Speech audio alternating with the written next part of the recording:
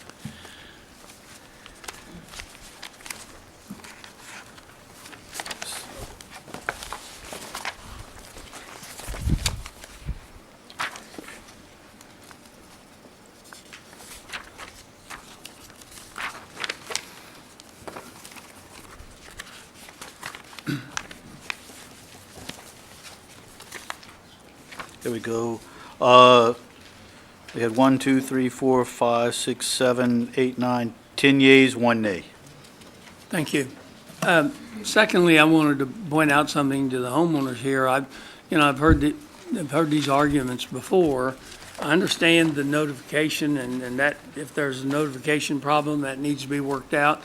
But most of the items that you addressed tonight, if this goes through, we'll have to go through a planning meeting. We'll have to go through several planning meetings, as a matter of fact, and meet all the requirements.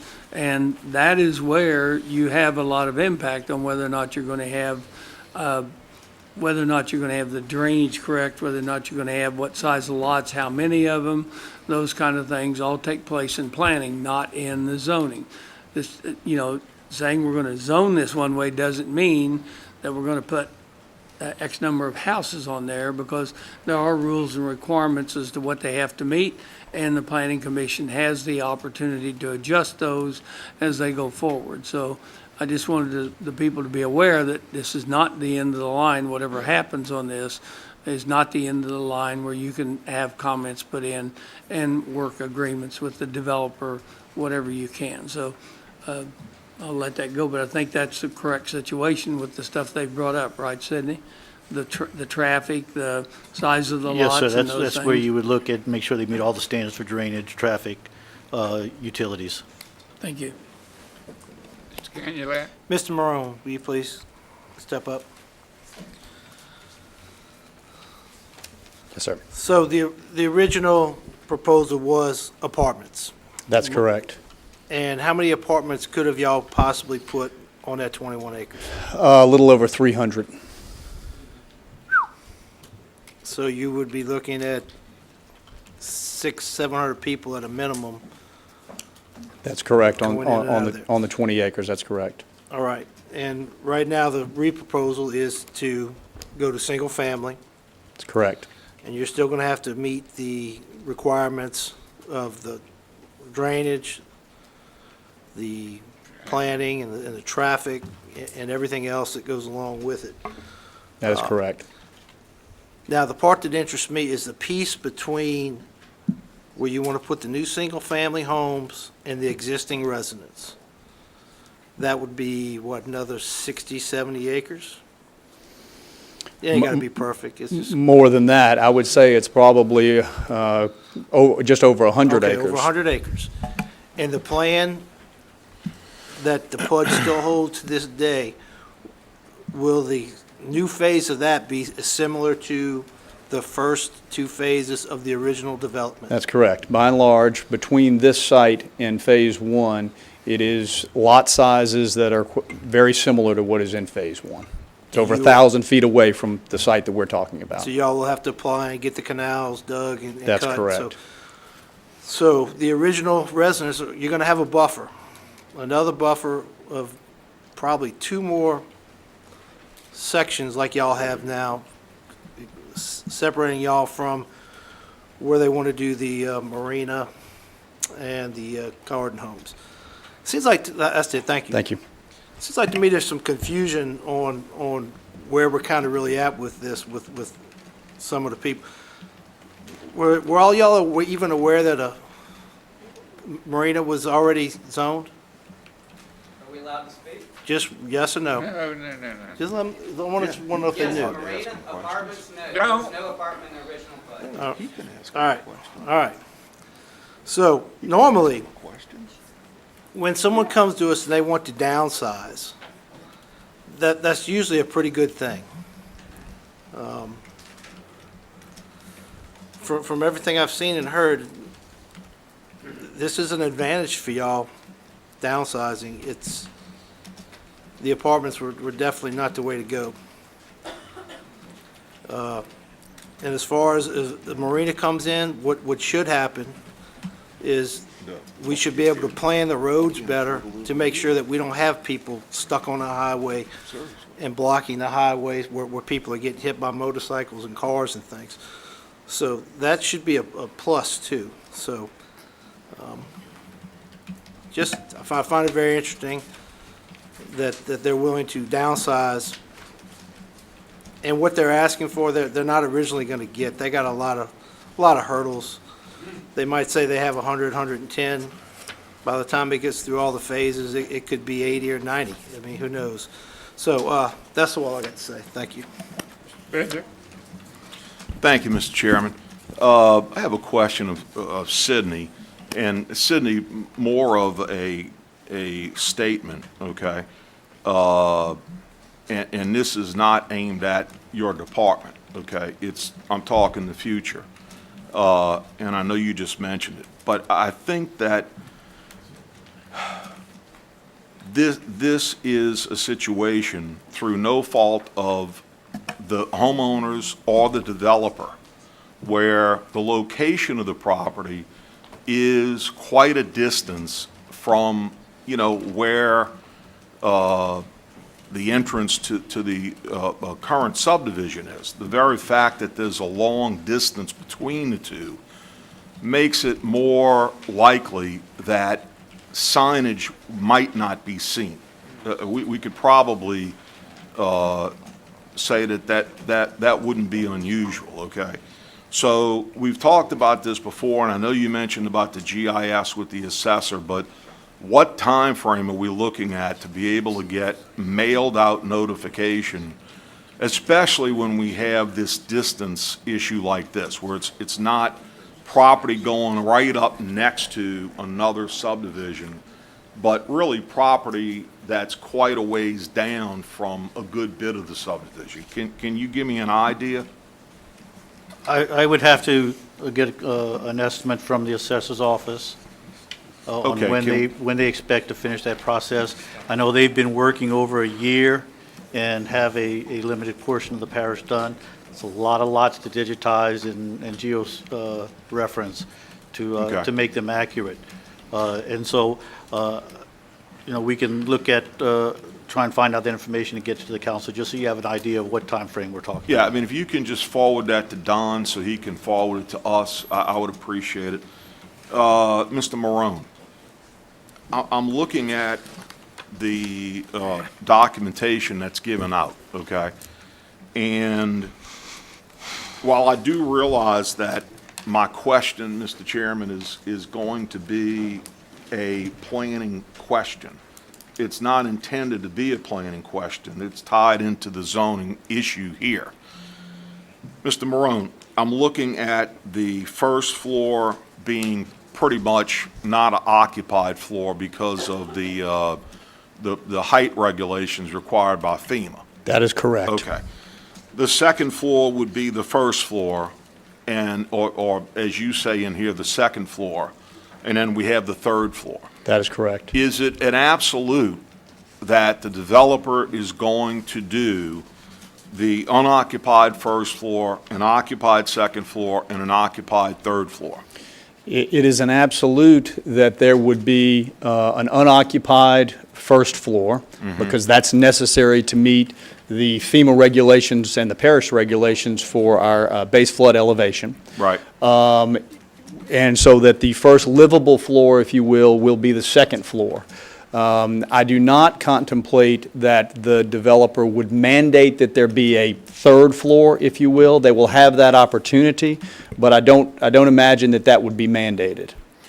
So is the developer going to sell lots to X number of builders? Is that the plan?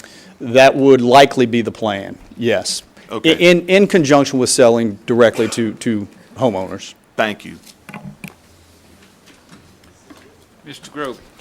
Yes, sir. Chair, I have a question for Mr. Fontenot. Is that allowed? Sure. Thank you. Sydney, the location, earlier tonight, we've had to send back two of our own ordinance for a public notification issue. The location of the sign, its placement, was it on property that was actually part of this zoning change? Was it actually on that property? Yes. All right, thank you. Any other discussion? Michelle? Mr. Tanner, I'd like to move to postpone the motion to the next meeting. Second. Motion been made and second to postpone. Any discussion? Mr. Smith, you have a light on, you want to speak? No. All right, no discussion, please vote.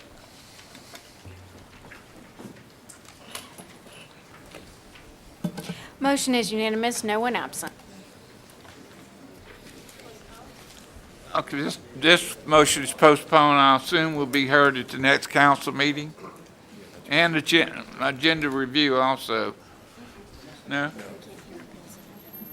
Oh, this is appeal we postponed. Okay, at the next council meeting. Okay, Mr. Tanner, I was speaking to postpone to the October meeting. Yes. Okay. Okay, I just want to clarify that so that everybody knows that it will be the October meeting.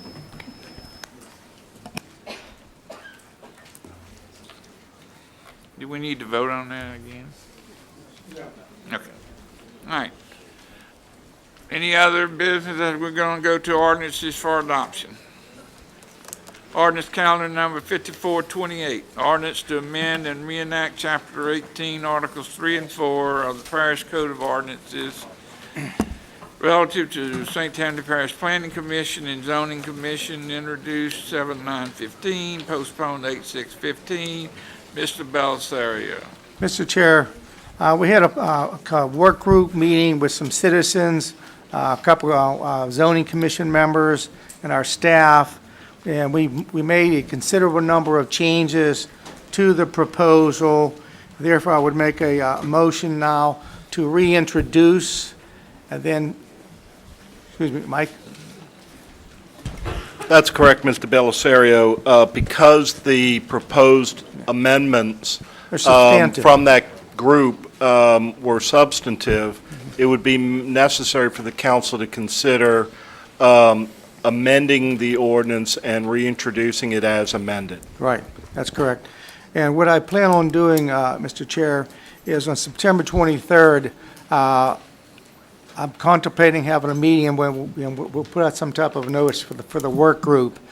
Because the changes we issued, I made sure that it went to all the members who were on the work group that were looking at the changes, and I received one comment from one of the citizens, and I'm still waiting to hear some more comments from others, but I think we're about where we need to be on it, but I'm giving an opportunity for individuals, if they, the ordinance that was redone is here, and I know probably 24 people received a copy of it. I don't know who has and who hasn't. I feel it'd be more appropriate that I look at a work group meeting the evening of the agenda review around 3 or 3:30 in the afternoon to spend a half an hour to an hour to walk through any other potential changes. So I'd like a motion to reintroduce, for the motion to amend and then reintroduce with the proposed changes. Second by Mr. Canulet. We got discussion from the floor first, Mr. Smith, and then we have Ms. Margie Vicknair-Prey.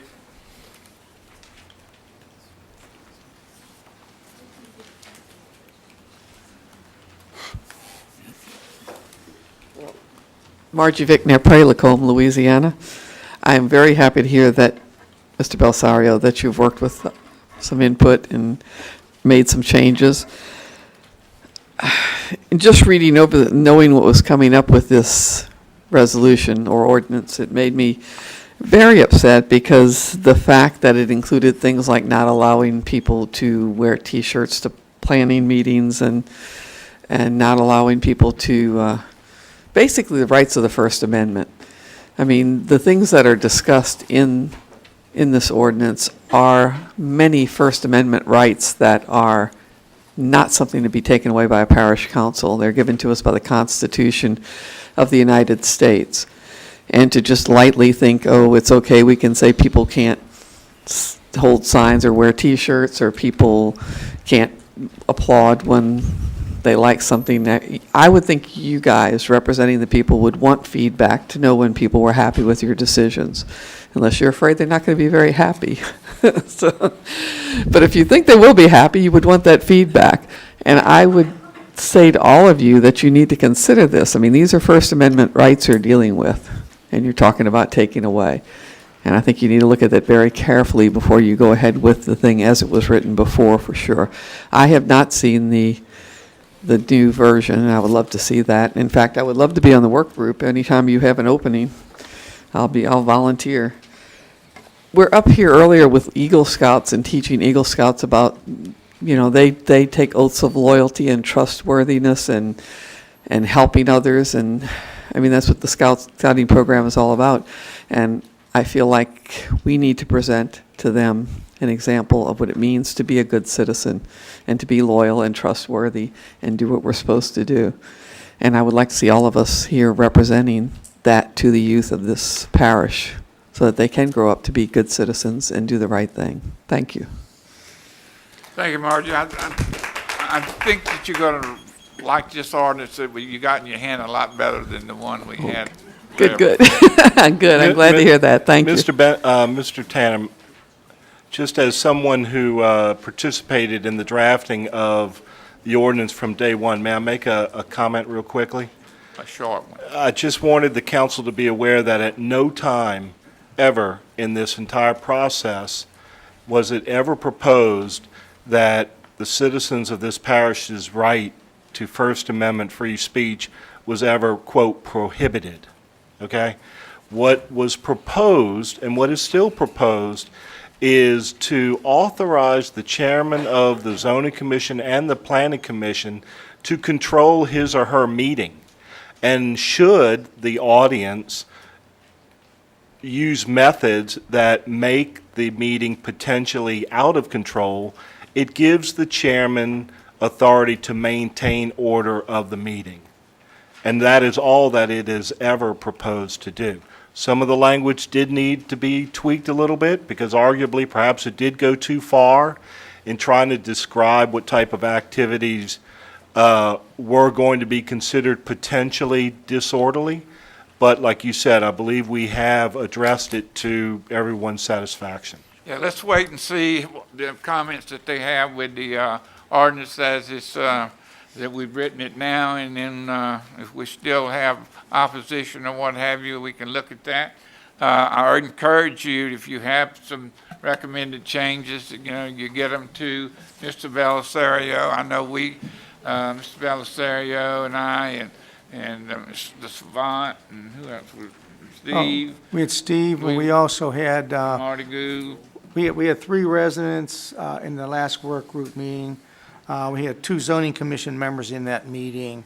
So we had some pretty good dialogue going back and forth, and quite truthfully, we went for, what, hour and 40 minutes, Don? We spent, remember the half hour we spent on the word seek? Yeah, it was a lot of substance. This is not something we're trying to cram down. As a matter of fact, this is an ordinance that was written, it took a long time to be written, and I told them we're going to take our time and get it right when we pass it. Tony Easton. I'm sorry, Tony. Good evening. I'm Tony Easton, and I live at 71388 St. Joseph Street in Abita Springs. And I'm reading the copy of the amendment that you handed to Ms. Ficknair. I've got it right here. Thank you. One of the things that I would like everyone to consider who's involved in rewriting this is that I find the language in here to be very subjective. Who determines what's proper? Who determines what's courteous? Who determines what's disruptive? Disruptive to your frame of mind or your opinion. So I would really like to see more legal, less subjective language used when this is reconsidered. The way it's written, it does seem to be trying to prevent freedom of speech. And that is our First Amendment right. And you are here to protect us and to protect that right. And I hope you do so. Thank you. Excuse me, Mr. Chair. I would like her to give me the specific sections that she has the concerns on since she's looking at the current copy. Mm-hmm. Okay, so like in number 1, refrain from talking to other members of the audience. What is the section number? J? So you're talking 18-03600J, okay? Okay, and it's got 1 through 8? I'm not looking on the other page, so there may be Let's more. don't, Gene, let's don't go through this tonight. Please. If, All right. you know, Yeah, if- you know if what? My it's just- address and things is up there and my phone number, and if you wanted to ask me, I underline specific words, and I'll be Okay. happy to talk to you or talk to you after the meeting. Okay. I want to show you. Okay, Mr. Smith. This process is similar in my respect to the same review process we just had with the Home Rule Charter.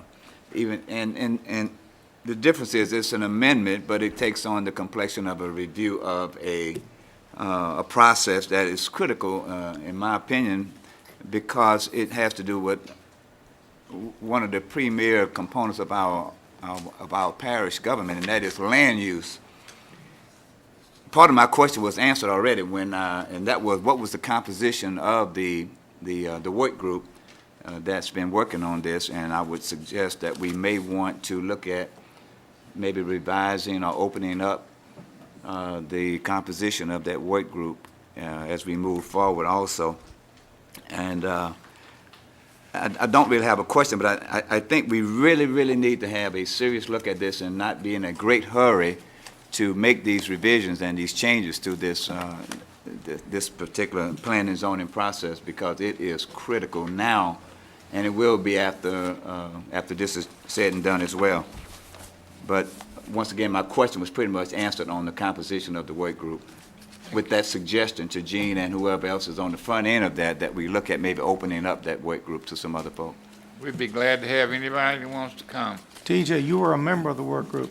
I know, but I've the timing, included you on all the emails and meeting schedules. the timing though was not conducive to a lot of people All right, who. Mr. Bender? Yes, sir. Mr. Chairman, I've heard a couple of council members, including the chair, say that this can be, and maybe Steve also, okay, can be revised or whatever.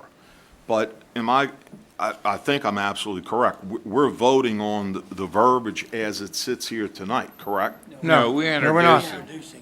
We're reintroducing this. amending and reintroduce. So this is on ordinances for adoption, That's correct.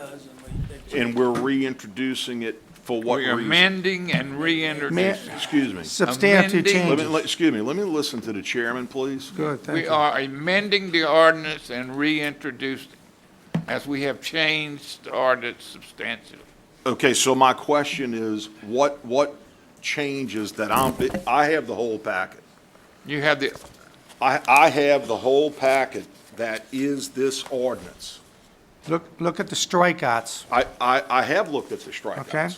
Okay? Okay, well, then I'm going to make a comment, okay? Sure. On the reintroduction, or a question.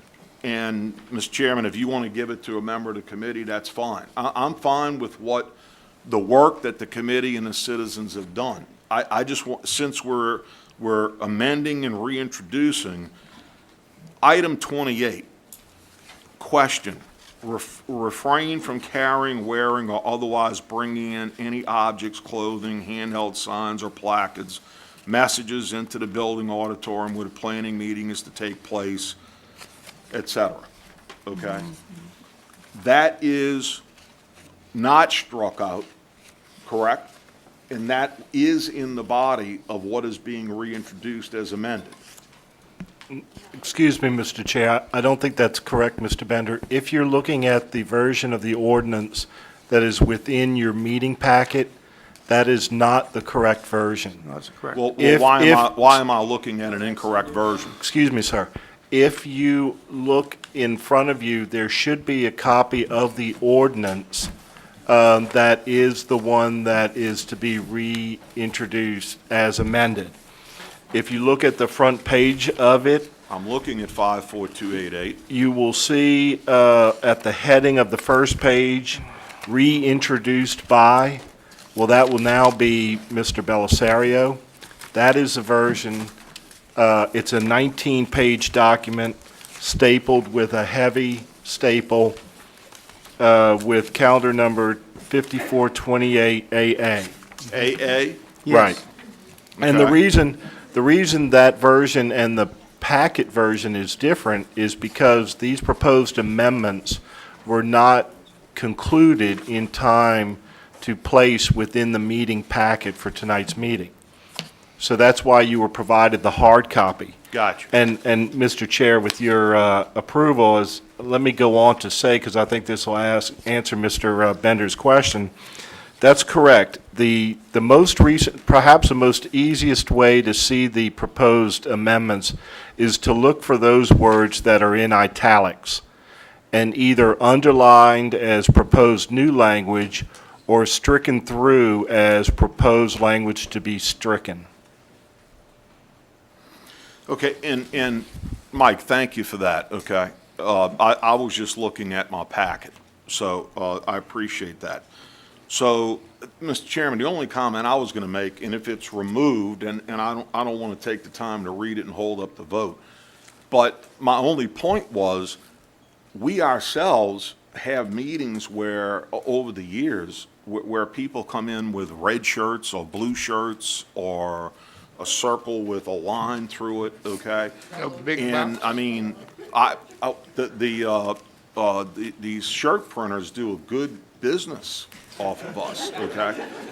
And I don't consider that offensive is my point. So, in the reintroduction phase, have the shirts and that been taken out of it? Yes. Yes, sir. Perhaps it'd be best, again, Mr. Chair, if I Just a read. yes or no, it's all I need. Just yes or no? Well, if I may, Mr. Chair, just No. read what the current language No, says. he can understand Okay. yes or no. It's, Go ahead. Wait. that item Gee, 28 quit interrupting. has been removed. Yes. Thank you. Anybody else have any discussion? Remember that. Remember this, I want to say, hey, audience, we're not adopting anything. We're introducing. We're amending and don't- reintroducing. We're not voting. And the only thing that I want to say, we are amending tonight, and when we amend tonight, I don't want to see any more italics, strike-throughs, or anything. I want to see the ordinance as we have amended it, and none of that stuff that was in the original ordinance that was presented to us by the Planning Commission. And that way, people can follow what we got. Call the question. Question been called for. You ready to vote? Mr. Chair, can I make one other comment? Quick. It'll be quick. This process has not been a quick one. We're in ending our second year.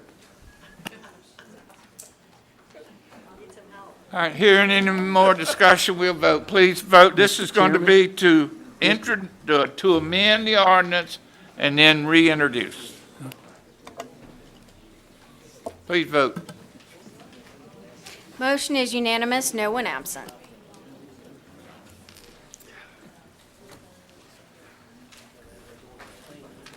Ordinance calendar number 5431, ordinance to amend the parish code to add a new section regarding private streets within Coquille subdivision, Ward 1, District 4. So moved. Motion made and seconded. Discussion. Ready to vote? Please vote.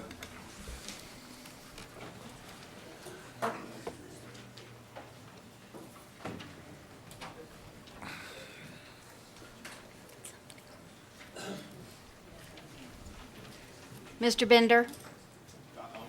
Mr. Belisario?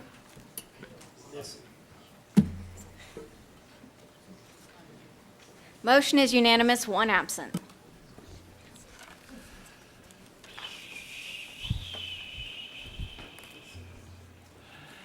Ordinance number 5432, ordinance amending section 8 of ordinance council series number 08, 1848 to provide regarding a parity with parish limited tax revenue bonds. Who was that? Stefanczyk. A second. Canulet. Discussion. Ready to vote? Please vote.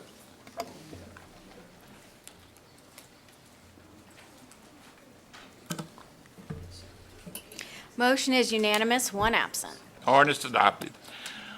Number 4, ordinance calendar 5433, ordinance restating and reenacting section 2007.01 and section 2007.02 of the St. Tammany Parish Code of Ordinances regarding procedures to sell adjudicated properties. Moved by Mr. Goose, seconded by Mr. Belisario. Is there any discussion? Please vote. Fonzick, aye. One's as bad as the other one, don't worry about it.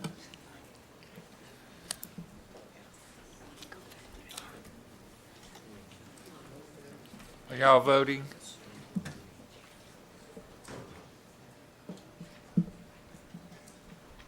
Motion is unanimous, one absent. Ordinance adopted. Ordinance calendar number 5434, an ordinance to declare portions of parcels 10 and 11, LeVar Plantation, Jefferson Parish, as surplus property and to authorize a private sale, public auction, and/or disposal of said property. Mr. Stefanczyk, Ms. O'Brien, discussion, questions? Yeah.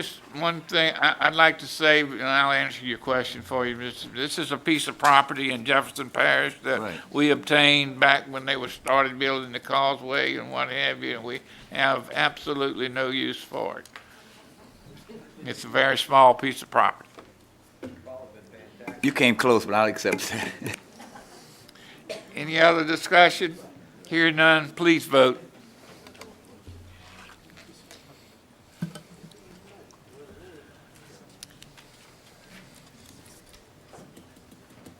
Motion is unanimous, one absent.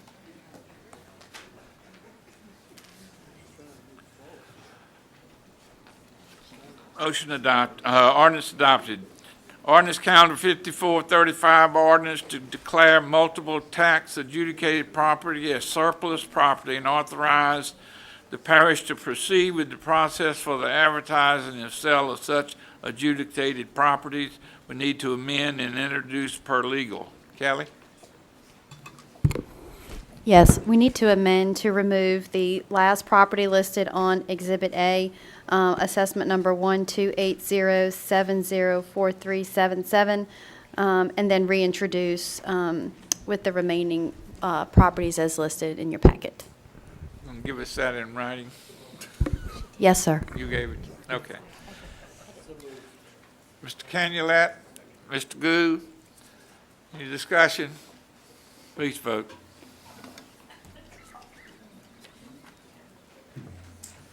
This is to amend and reintroduce now. Motion is unanimous, one absent. Ordinance calendar 5436, ordinance to revoke a portion of 6th Street right-of-way located in Chinchuba subdivision, Ward 4, District 4. So moved. Mr. Falconer, Mr. Thompson, discussion? Please vote. Motion is unanimous, no one absent. Which one is that? 5437. Ordinance calendar 5437, an ordinance to amend the parish code providing for the amendment of the boundaries of Recreation District Number 4, Ward 7, District 7 and 11, and I have a speaker card. I could take a motion to Mr. Stefanczyk, second by Mr. Belisario. Discussion. Mr. Jared Narcisse.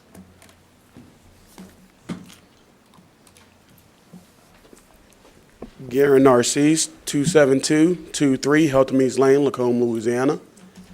Once again, I want to commend you guys for the job you do representing your respective districts. And I know Mr. Stefanczyk is looking after the people inside of his Briar Lake subdivision.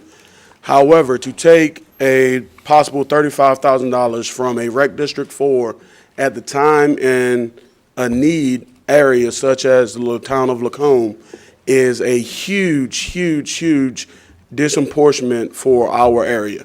I ask you to review this topic and keep the tax monies inside of Rec District 4 as the boundaries set allow. And with that said, I also ask that you watch out for the precedent that this sets. If we do not use, we do not have to pay for it. That's the precedent we're setting. I think if we're inside the set districts, our tax money should go to where they are. Please do not move these boundaries and keep the tax monies into the districts where they belong. Thank you. Thank you. Further discussion? Yes, sir. Thank you, Chair. Oh, I'm sorry. I'm sorry. Go ahead, Jay. While walking the district this week and a little bit last week, I've talked to many, many people over this issue, and while initially I was for it, it's going to be hard for me to support this. I don't think the public quite understands some of the things the district's accomplished in the last 3 or so years. We've installed handicap swings. The pavilions are being installed this week. There's a great Easter program. Spectacular is a success. New playground equipment. There's a return of insurance money that was not used properly. The gym's been weatherproofed. There's a new sound system. And there is a permanent move that will affect the district in a long time. So I'm going to withdraw my support for this.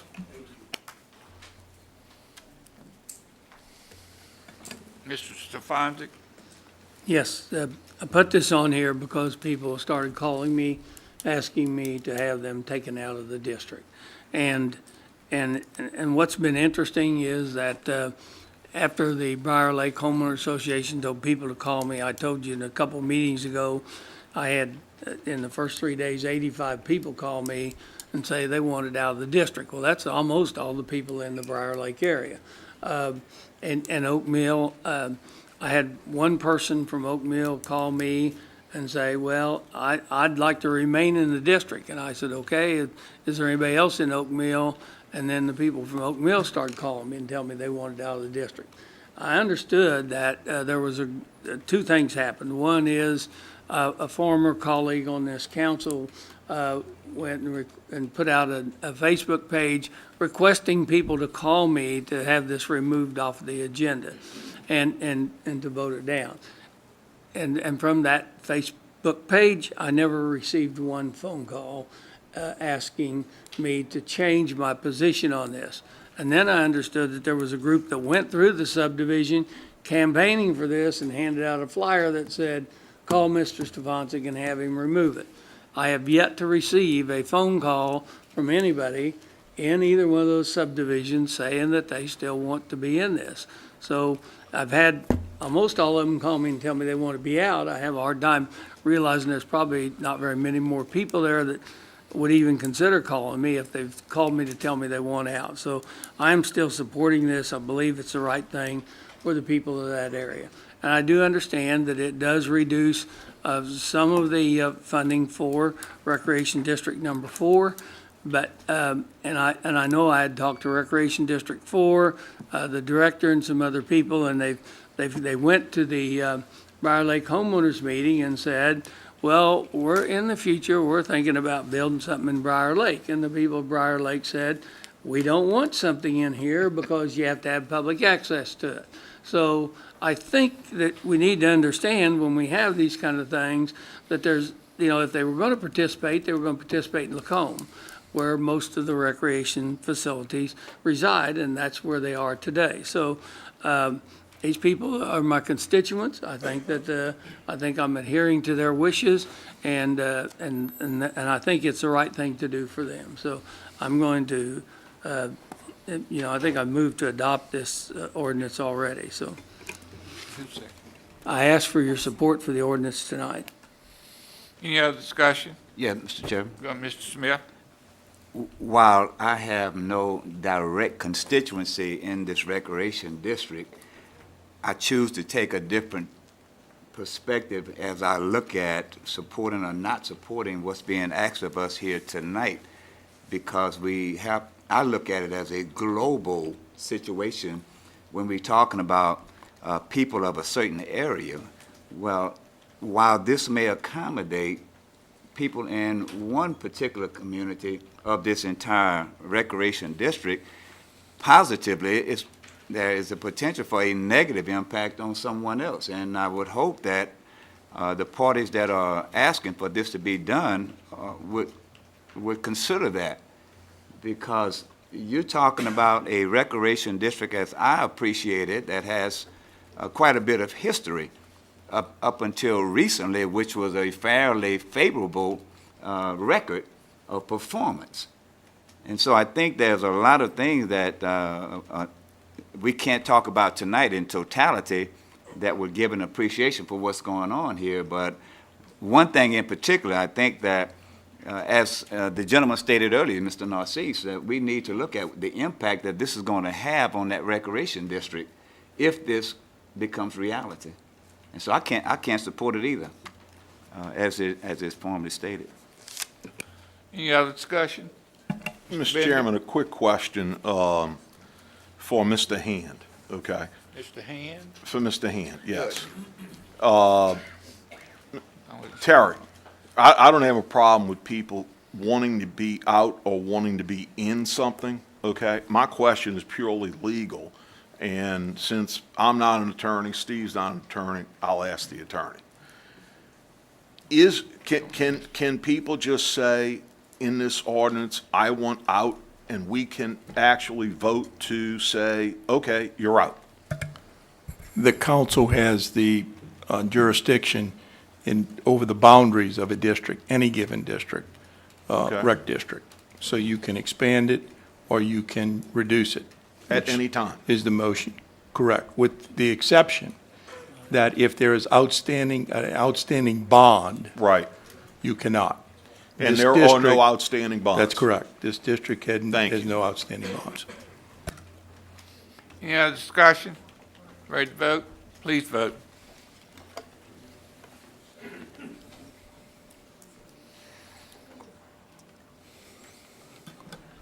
Motion passes 12 yeas, 2 nays, no one absent.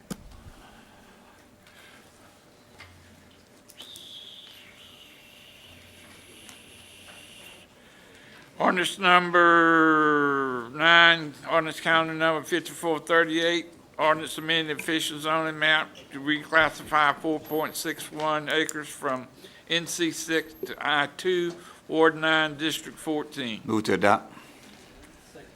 Motion made by Mr. Smith, seconded by Mr. Canulet to adopt. Any discussion? Please vote.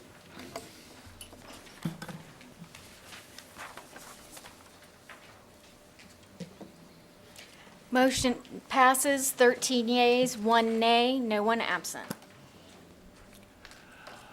Number 10, ordinance calendar number 5439, ordinance amending the official parish zoning map to reclassify 12,000 square feet from HC2 to HC2 in mobile home overlay, Ward 8, District 13.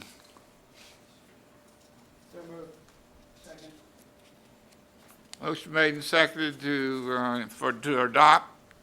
Is there any discussion? Michelle, you have anything? Okay. Motion made, seconded, any discussion, hearing none, please vote.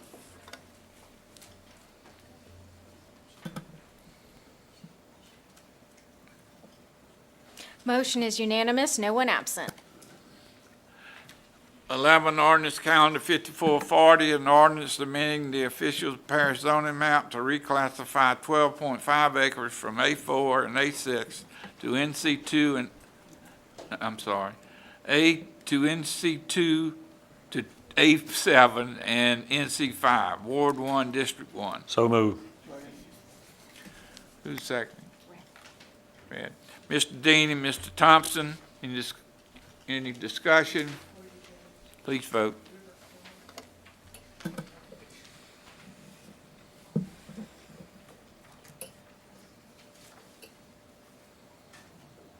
Motion is unanimous, no one absent.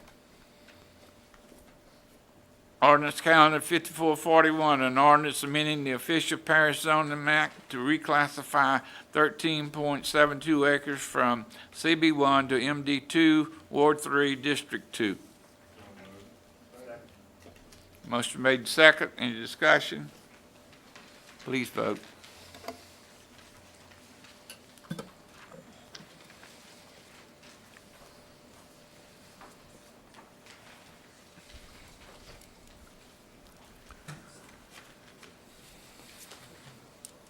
Mr. Belisario? Motion is unanimous, no one absent. Ordinance number 13, ordinance calendar number 5442, ordinance amending the official parish zoning map to reclassify 1.5769 acres from I-2 to HC2, Ward 9, District 14. Mr. Smith and Mr. Belisario, any discussion? Please vote. Motion is unanimous, no one absent. Number 14, ordinance calendar 5443, an ordinance amending section 18 of ordinance council series number 13-2922 regarding additional parity bonds of parish sale tax district number 3. Belisario and Stefanczyk, any discussion? Please vote.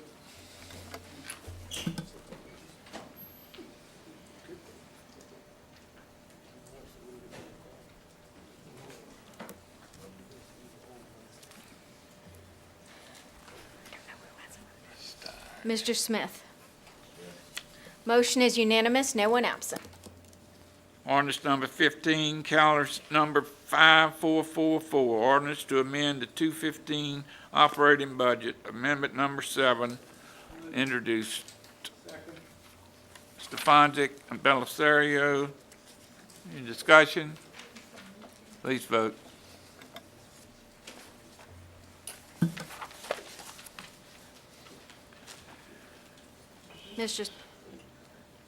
Mr. Gould? Motion is unanimous, no one absent. Number 16, ordinance calendar number 5445, an ordinance to amend the parish code to provide with the respect of placement of field within prohibitive areas and within the boundaries of gravity drainage district number 5. Motion made and seconded. I have a card. Mr. Alex Perigine, sir. Perigine. Thank you, sir. I wanted to address you on this matter, both as a private citizen and as an attorney representing a number of property owners who own property within Gravity Drainage District 5. Obviously, the parish is an elected body representing us through this council, and the parish has very solid engineering people who work for the parish and do very good work, and the parish has financial resources. Gravity Drainage District, to the same extent, has its own budget and its own resources. But it is not an elected body.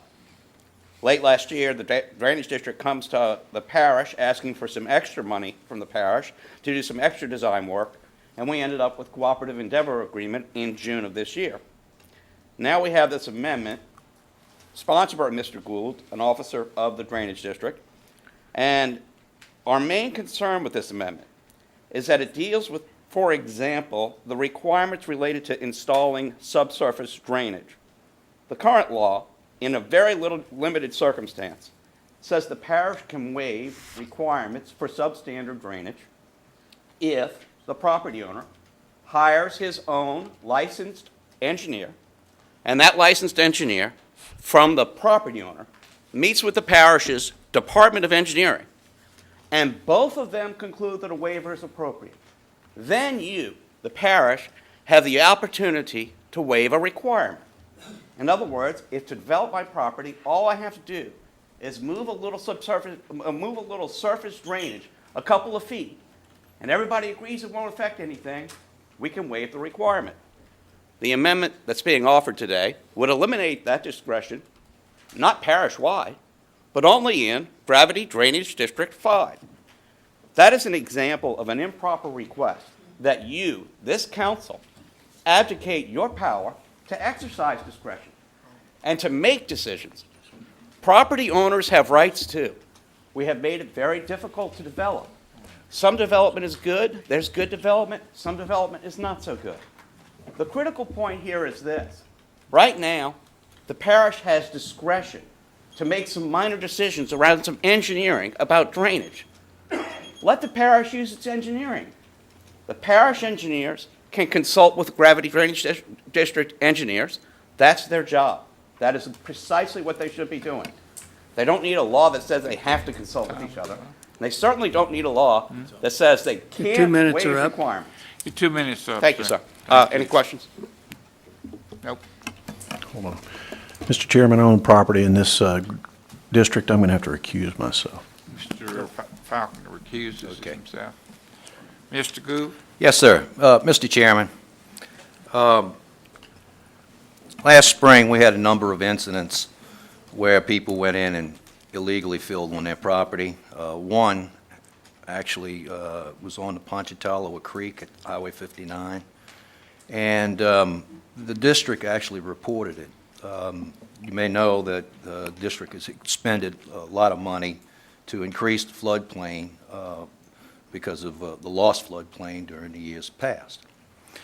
During that process, it was quite lengthy to get the violation straightened out. It was brought up that the district didn't have a voice in this.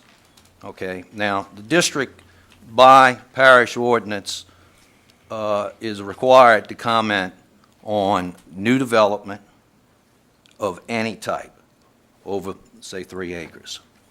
What we're trying to do here is, one, clean up some problems in our fill ordinance, which has existed for about 10 years, and also interject the ability of the drainage district to provide comment as far as the decision-making process. It does not take away anything from an engineer.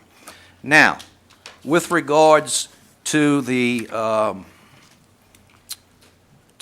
section about relocating a ditch, the requirement is that you have to be 20 feet away.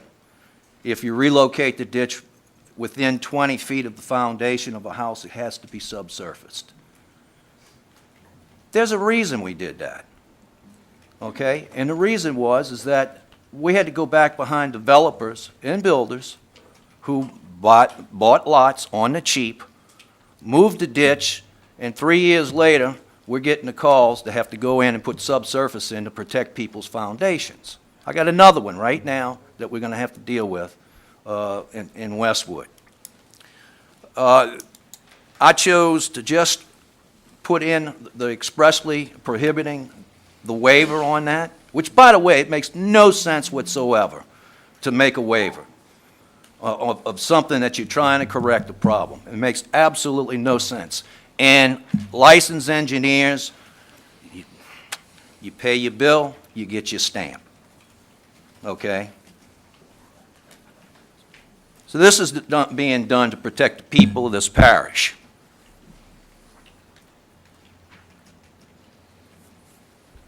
I decided not to go parish-wide with that particular item, simply because, out of respect to you, I wanted you, members of this council, to make a decision about that. And I believe there's going to be some meetings. Gene, you chime in anytime you want about this. You can't, you're talking. I'll wait my turn. Gene? Okay. I've been watching and following this ordinance and all its delays and its perturbations. I'm waiting for it to get adopted and then form a small work group to look at the possibility of making this parish-wide. In my district, I've had the same type of instances where people have been adversely impacted. And I had 3 cases in the last year, and 3 of them are still outstanding on what's going to take place. 2 are going through an administrative law court right now, and we've got to find a way to change the process that people follow the rules, because if they can find a loophole, they do. And this ordinance here closes one that is adversely impacting me, and I know Marty Dean has one similar to what I have. People or be an adversely impact our citizens. And I know if I try to go parish-wide, there's going to be issues, and I'm willing to take those on. If I get beat up, I get beat up.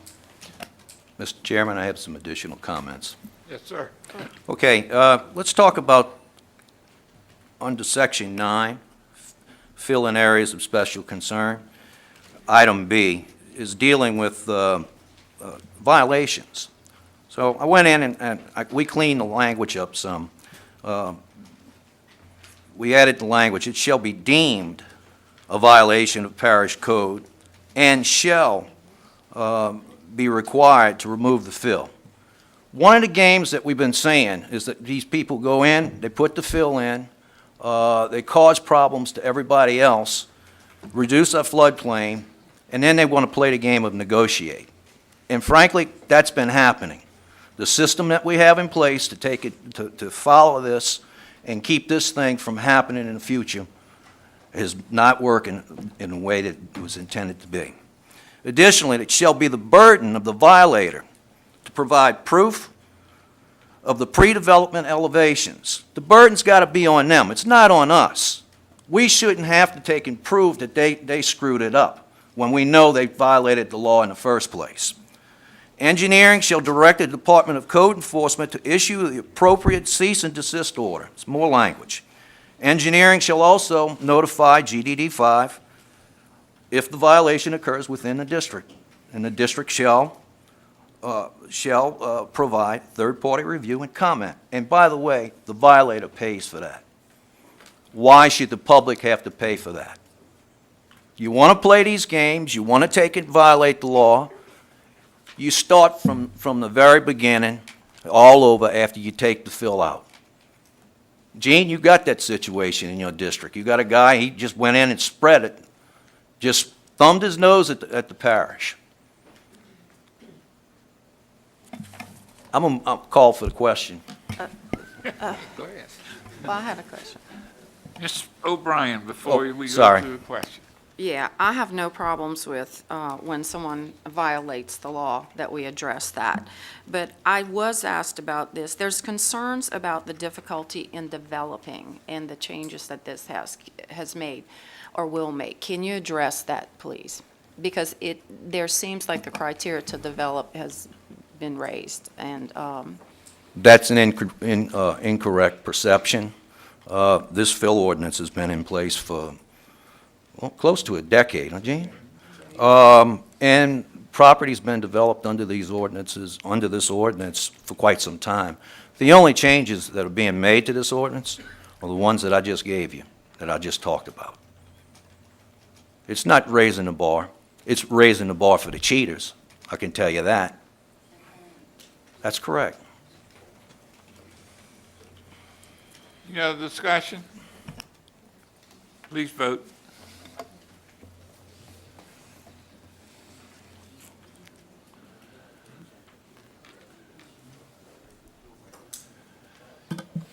Motion passes with 13 yeas, 1 recusal, and no one absent.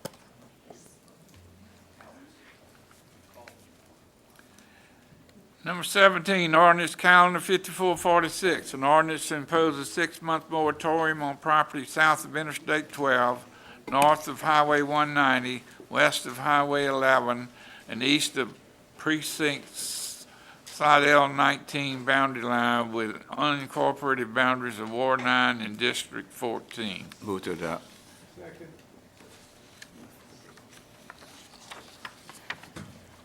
Motion been made and seconded. Discussion?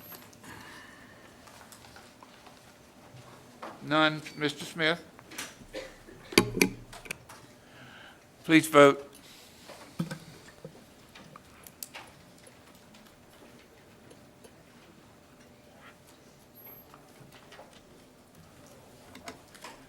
Motion is unanimous, no one absent. Number 18, ordinance calendar 5447, an ordinance to amend the parish code to add on location television on film production as an administrative permit. Motion made and seconded. We have Mr. Carlo Hernandez would like to speak.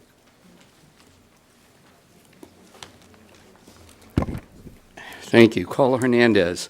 Last month, when this matter was discussed, it was indicated that modifications to the ordinance would be forthcoming. I hope actions will be taken in short order to make improvements to this ordinance. I also requested the parish president to include all administrative permits requests online and provide the public the opportunity to comment on the request. It was pointed out that the Unified Development Code does not presently provide for the public to comment on administrative permit requests.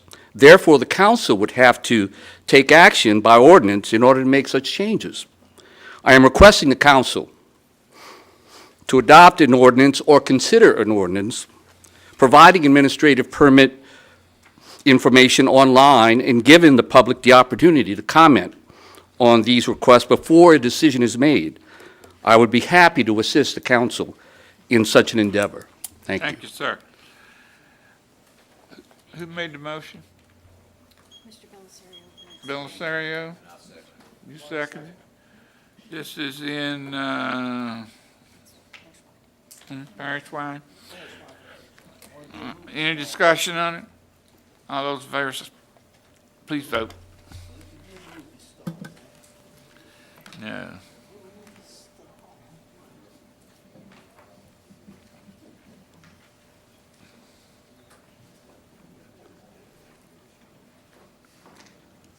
Motion is unanimous, 2 absent.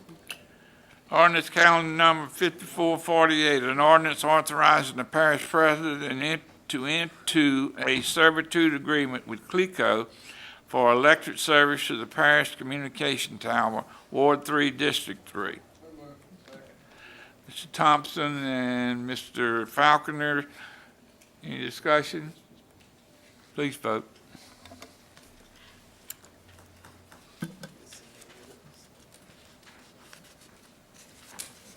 Motion is unanimous, 2 absent.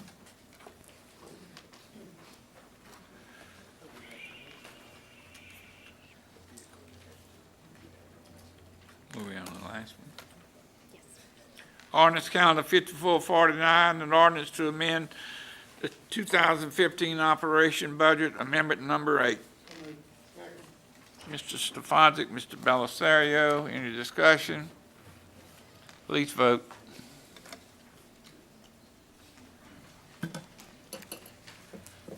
Motion is unanimous, 2 absent.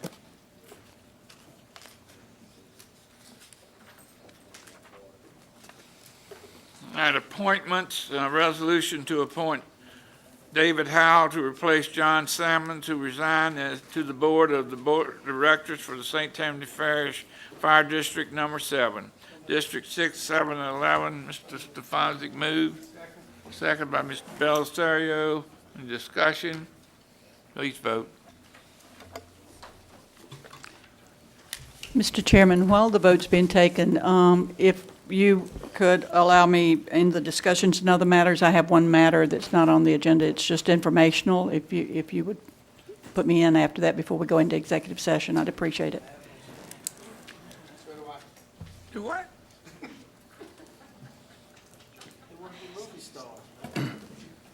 We're practicing to be movie stars. Okay. Under discussions and other matters. Motion is unanimous, 2 absent. What did we vote on? My appointment? Yes. Took you a long time to count them votes. She was talking out of turn.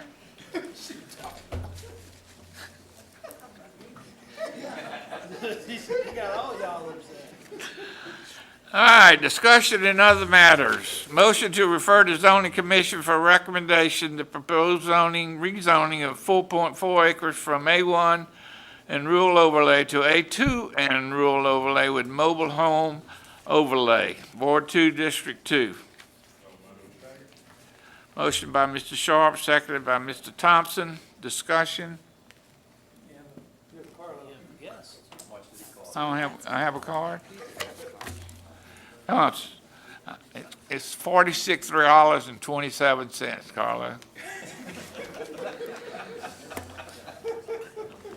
I believe your information is incorrect, sir. I want to remind the council that they're about to waive the fees for rezoning 4.48 acres of property. I believe all property owners should pay the fees for any rezoning classification. The fees being waived are $549, in which the parish, I hope, could use that money in very worthwhile causes. I could give you examples for that, but I'll yield my time to the parish president. Thank you.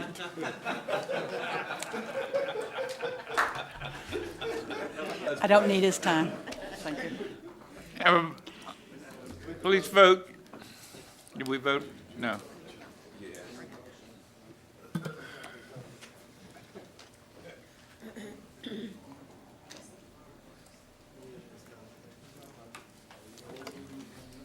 Motion is unanimous, one absent.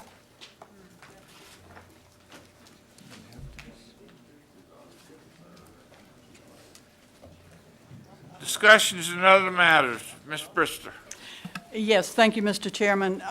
We all have been aware and have heard the stories over the past few months about the atrocities being against law enforcement officers around the country and in our state, in our area.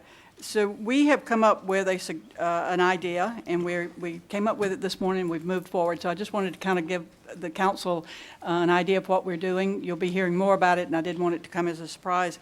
On October 6th, we will host a lunch to honor and support all of our law enforcement officers in St. Tammany Parish. That's sheriff's officers, the cities, the municipalities, Causeway Police, anyone in a uniform. We'll hold a luncheon from 11 to 2. Give everybody a chance to come through that can, and we hope that everybody will join us to say thank you to our officers that protect us every day and tell them that we support them. Letters will be going out tomorrow, our first of the week, inviting them, and also letters going out asking for support and sponsorships of that. So you'll be hearing about that, and I didn't want it to come as a surprise because I know all of you would want to be involved in that too. So thank you. Excellent. Right now, at the Castine Center, we called North Shore Harbor and Castine Center, and this was the first date we could get that was available. So that's where it will be, but you'll be getting a lot more information. But it's rather quick. It's just about a month, but we wanted to do it in a timely fashion. Thank you. Well done. Kelly, do we still need to go in executive session? Mr. Chairman, We're not, I Mr. have an item. I have my light on. I have my light on. For what? Want to talk? I want to recognize somebody. I think probably It's the not on same the one then. agenda. Yes, probably. Well, it doesn't matter. We're at the end of the meeting. I'd like to recognize Will Rochelle. Yes. Who was appointed, the Slidell council members had appointed him on an interim basis to sit in as the Justice of the Peace for Ward 8. I'd like to have Will come up to the mic and say a few words. There you Yes, go, you have to Will. do You're it. doing good, boy. Actually, I want to, Mr. Chairman. Well, let me say thank the Mr. council Chairman. for it. I want to correct Mr. Belisario. The Slidell He always does that. guys got together and recommended Will to the Supreme Court, who made the appointment. So Yes. Will was appointed by the Supreme Court. That is correct, and let me say thank the council for their vote of confidence. Certainly excited about the opportunity, anytime to serve our constituency. I do want to make a special note to the executive branch as well. When that appointment had to come very quickly because we didn't want to have any kind of window for having that ward be without representation for the Justice of the Peace. And I want to say that the Human Resource Department, is it Ms. Bosman, am I pronouncing the name Yes. right? Bozeman, am I right? Did an excellent job moving that process administratively through. I think we did it like in a day after the Supreme Court made their appointment, and it just caused the community to have their Justice of the Peace without any delay and without any vacancy in that period. And I just want to hats off to that department, top shelf work, and to the council. We're going to serve at the pleasure, and we're excited about it, and so we're going to do all we can. So God bless. Thanks, Will. Mr. Chairman, I'd like to just, I don't know whether we need to go into executive session on this last I don't item. know. Kelly, do we need to? No. All right. it's been recommended that we settle this case, and so my motion is to settle. Motion made and second to settle this case at the recommendation of the parish attorneys. Any discussion? Hearing none, please vote.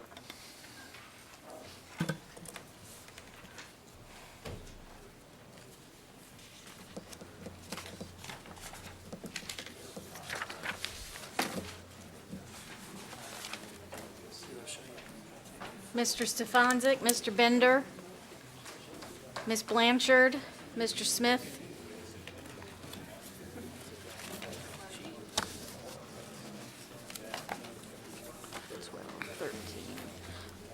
Motion passes 12 yeas, 1 nay, 1 absent.